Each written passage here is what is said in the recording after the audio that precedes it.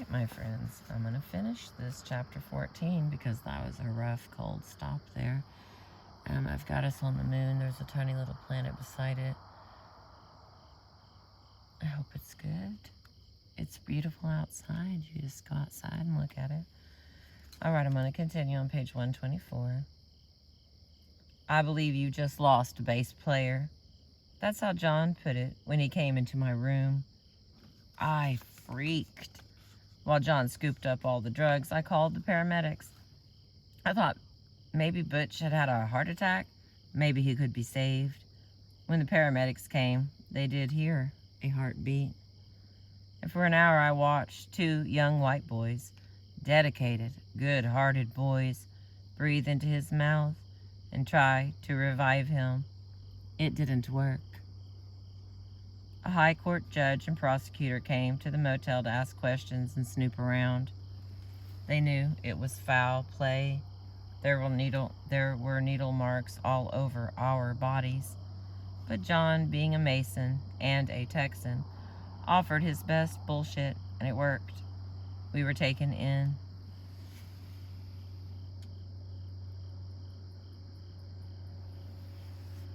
Just checking my footage.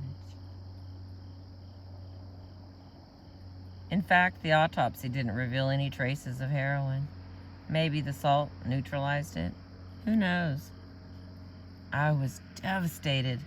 I paid for Butch's body to be flown back to Jersey, paid for the funeral, but knew it would be a mess since he had 2 wives and 2 families. When we got to Atlanta, I had to hire bodyguards. Word got out that I was responsible for Butch's death. Not long afterward, at the Cecil Hotel in Harlem, John Lewis came to my room and said, "You've just lost your tenor player." He was talking about Spike Jones, jazz saxist, who'd been working with us.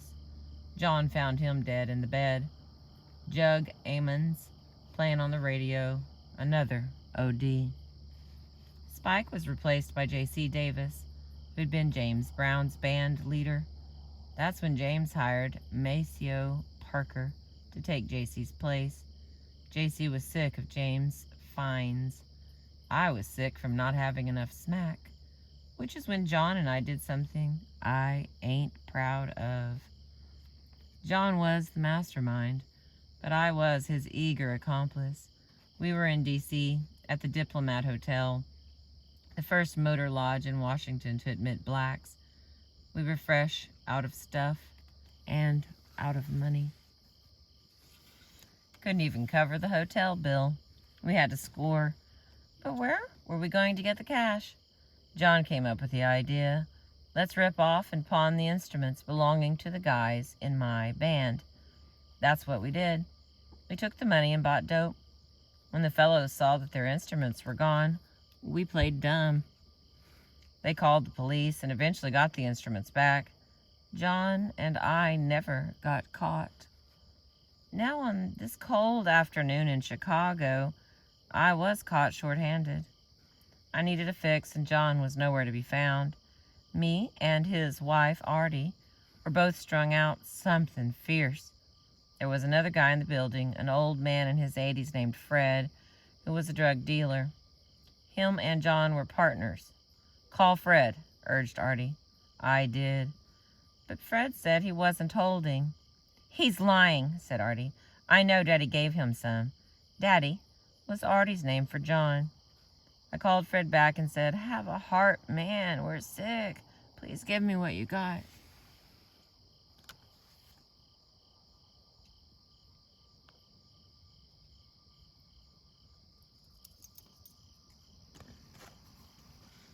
"Come on over," Fred finally conceded.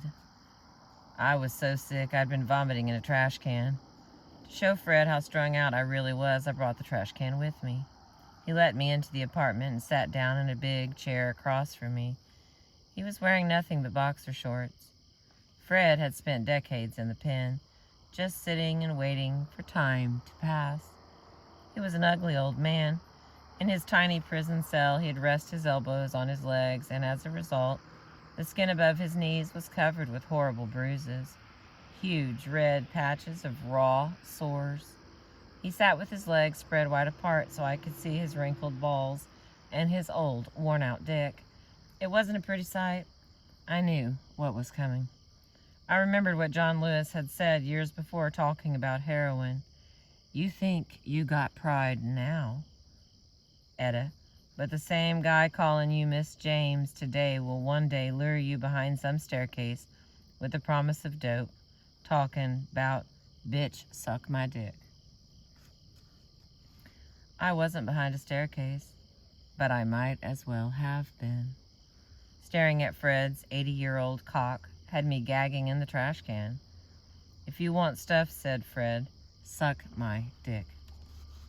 Dear God, I thought to myself, how did to come to this? I left Fred sitting there. Somehow I made it through the night without getting high. Next day I went to see Leonard Chess, who'd been saying my habit would take me out. You're gonna die, he warned, unless you get help. Okay, I said to Leonard, still feeling the humiliation of my encounter with Fred. Help me. And that is the end of chapter 14. Chapter 15 isn't very long. I'm going to continue. Staring at the moon.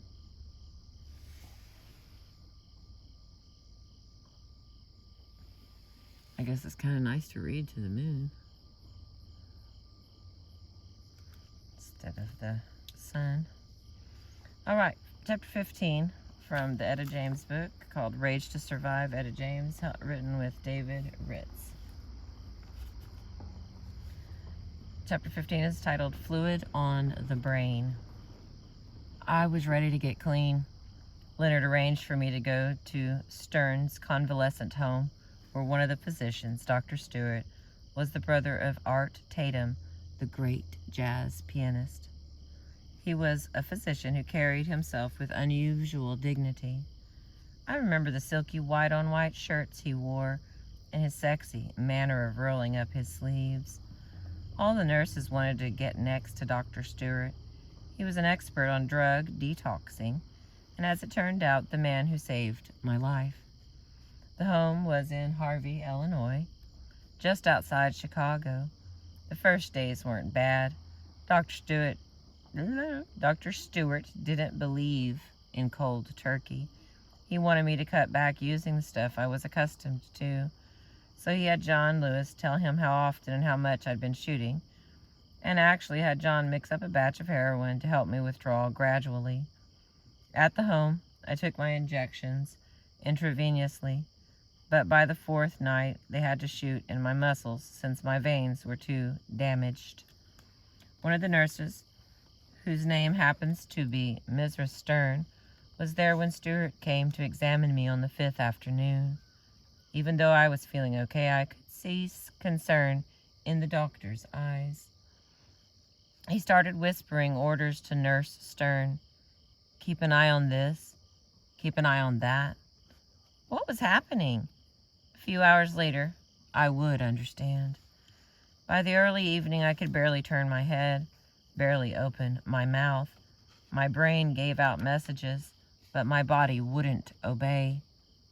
A new nurse, a sanctified Christian, was sitting next to me, talking in tongues and praying like crazy. Help her, Jesus, help her. Please help her, Jesus. By the time Dr. Stewart arrived, I was nearly comatose. He saw I was on the verge of falling into a deadly seizure. Whomp! He slapped back my face. He was sharp enough to figure out what was wrong. His diagnosis was right on the money. It was tetanus, or lockjaw, and he had to work quickly to pump some kind of sodium to my system. He shot into an artery in my neck, then my groin. My legs were turning rigid and inflamed. He hooked me into IVs, and I heard the nurse saying, "She's got fluid on the brain." The doctor was working furiously, and the sanctified nurse was praying like a demon.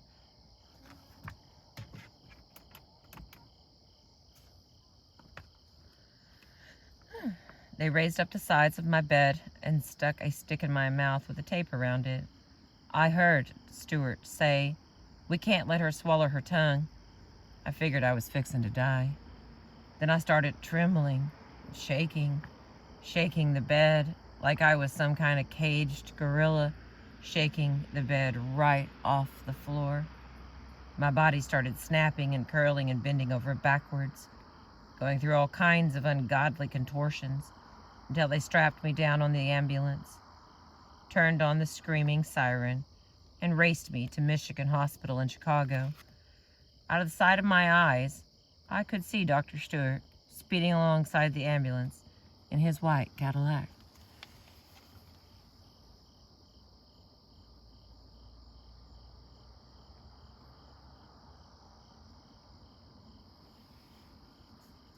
When we got to the hospital, they wheeled me on the elevator, and who should be standing there but Dr. Cohn, a cute little physician who never understood how hooked I'd become.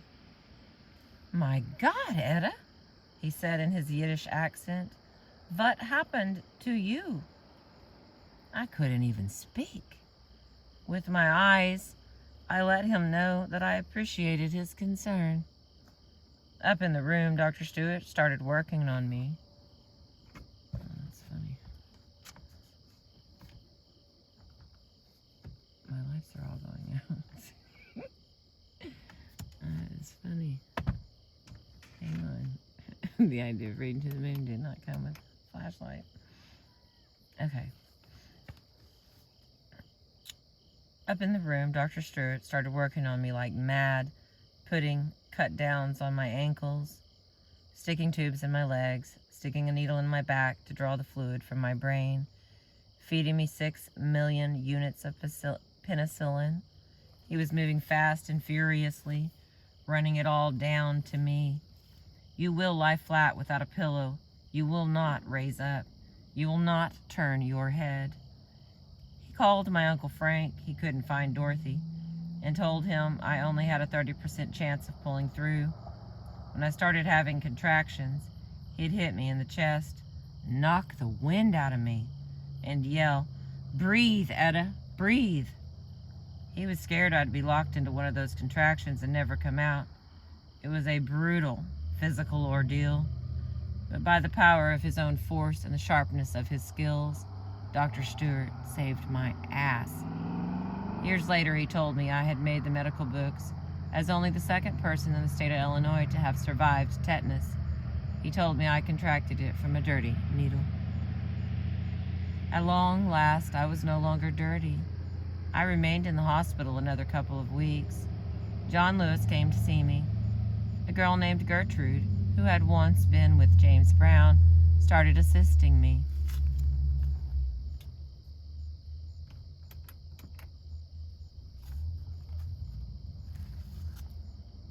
All right, this light situation is frustrating. I had a good group of nurses, 24 hours a day. Leonard Chess and Dr. Stewart urged me not to go back to the same environment. They set it up so I could live in a connecting apartment with one of the hospital nurses, and I did. I stayed there and went on a diet. I was down to 168, but Dr. Stewart said I should weigh 148, so I did it. My hair had grown long, and I dyed it all the way platinum.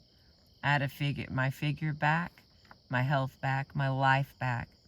I was feeling good, feeling like I had a new soul, a new outlook, all clean and ready to cruise.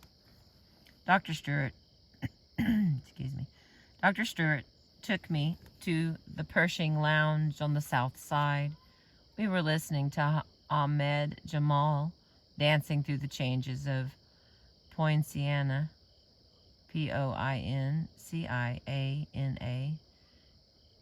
It was heaven, hearing jazz so light and free. Folks came over and said, "Etta, my, you look like $1 million." I was sipping a 7-Up and needed nothing more. Dr. Stewart was considered, and needing nothing more, Dr. Stewart was concerned.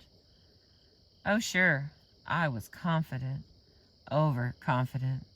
I wasn't thinking about drugs.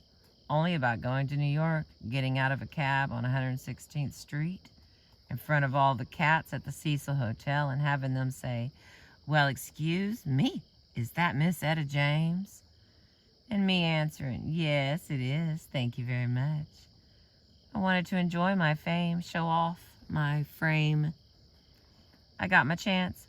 Leonard Chess's brother Phil was a clothes hog and always wanted to know where I got my fine threads. Well, through the pimps I knew. I was always running into boosters, thieves, who'd give me hip-looking outfits of leather and such. But this time Phil called me and said he had this bad suede suit and matching alligator shoes he wanted me to see. I ran over to the office and saw Phil was right. The suede was beige and the shoes were burnished brown. This was my going to New York City outfit. I was on my way. I was at O'Hare Field walking to my gate when I ran into Aretha, rushing in the other direction. "Ooh-wee, girl," she said, "you look fabulous." "Thanks," I said. "You're looking good yourself."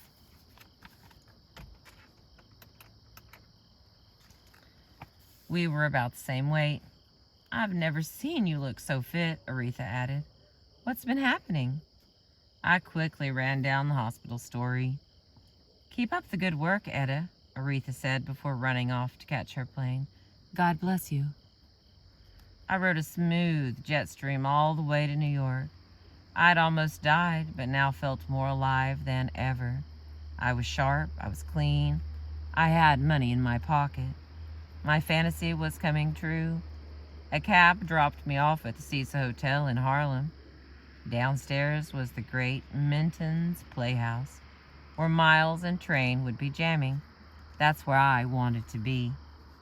In the lobby, I saw John Lewis. He was shocked. "Thought you were supposed to be recovering in Chicago," he said. "I am recovered." "Sure you don't need more time?" "Sure, I'm sure." "Well, Dr. Stewart sure has you looking good." Last time John saw me, I was still in Michigan Hospital. "Look," John said, "I gotta go to 125th Street. Want to ride with me?" "Okay." I got into the car, and after a few blocks, John pulled out a little bag. He dipped in a finger and took a snort. "You don't want any of this, do you?" he asked. "Hell no."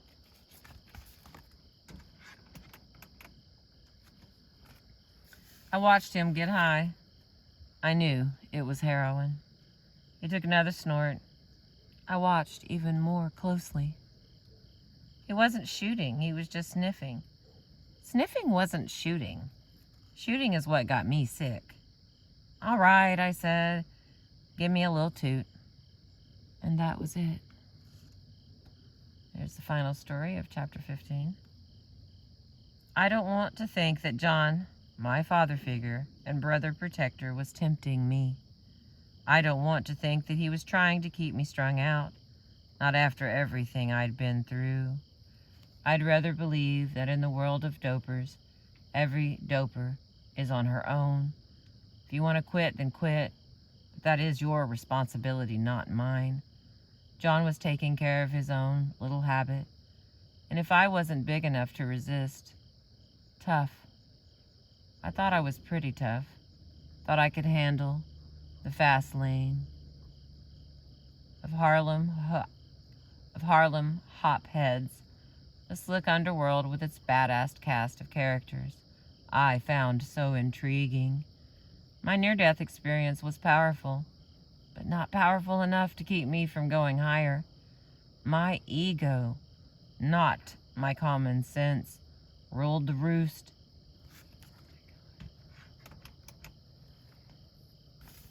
If anything, I might have been a little more arrogant than before.